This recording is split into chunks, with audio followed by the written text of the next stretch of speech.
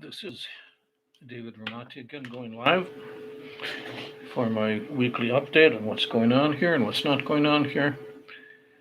Um, we are having a very big problem with the United States in just about every issue.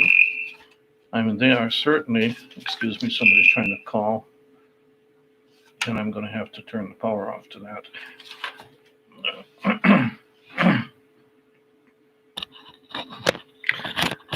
That happens to me a lot on Friday. People are calling me all the time, which is fine. I'm sorry for the interruption. We've been having a lot of problems with the United States in terms of destroying a Palestinian terrorist's home. Now, this terrorist happens to be a United States citizen, so obviously the United States is upset at us for destroying the home of a United States citizen, even if he is a terrorist. Well, this is to be expected under the Biden administration. Additionally, they're cutting off all money to the Abraham Accords, which is basically the death knell because the Arabs will not do anything that's not profitable. And if once no longer is profitable, then they'll go back to the original stance of being anti Israeli. So thank you again to the Biden administration, and especially to the Secretary of State, who, even though he's Jewish, doesn't know his ass from the hole in ground in terms of international politics.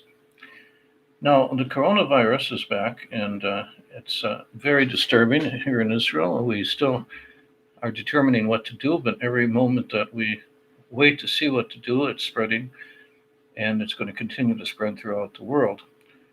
And so I'm going to read a short statement reminding everybody that it's not going to go away until direct action is taken against those who are actually doing the spread of the contagion, and that's where it came from originally, and that's China.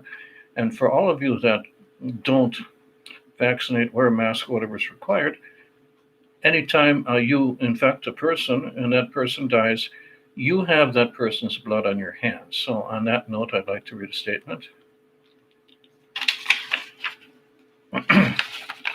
The virus was weaponized to do just what it's doing: to strike, to rest so that people feel safe, and strike again in a more mutated form, much more contagious. Now, this will go on for a number of years until the target countries are bankrupt, people in hysteria, and a general breakdown of police and social services occurs.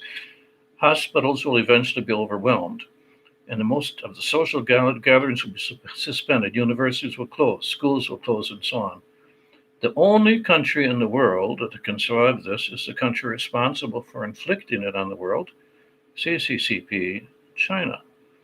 The old world order is being systematically destroyed, and any new world order will happen when China is ready to allow it to. Lack of taking positive action against China has two results. One, a lot of you are going to die. But even worse than that, China will continue to poison the world because they can lose 500 million people and still win this war.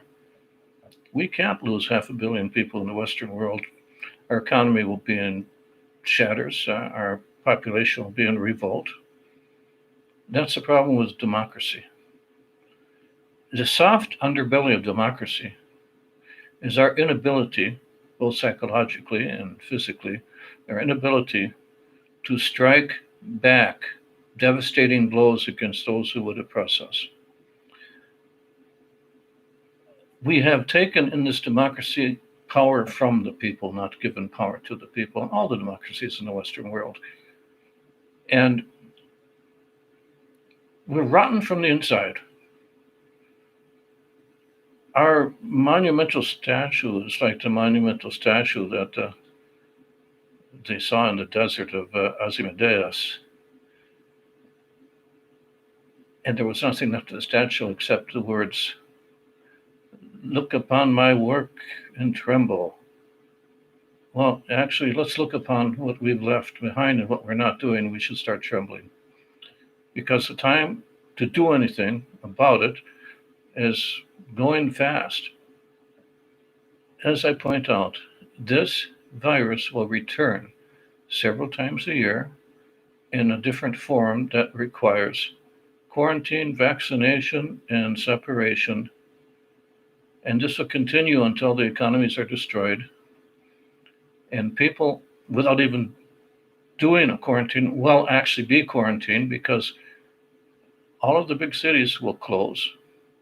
There will no longer be anything but chaos and robbers and street gangsters running the big cities. And the farmers are going to close their areas to anybody coming out. Armed militias will be necessary for the survival of a country. As the armies break down, communication breaks down, and everything else, and then, of course, the plague will mysteriously end. And China will send aid to the Western world in the form, of course, of military to provide security and to reopen the cities, and financial. I don't know how the leadership of the Western world can be so fucking stupid to allow this to happen on their watch. Please circulate this statement as widely as possible with the hope that somebody might hear it and that maybe somebody will act. Shabbat Shalom from Israel.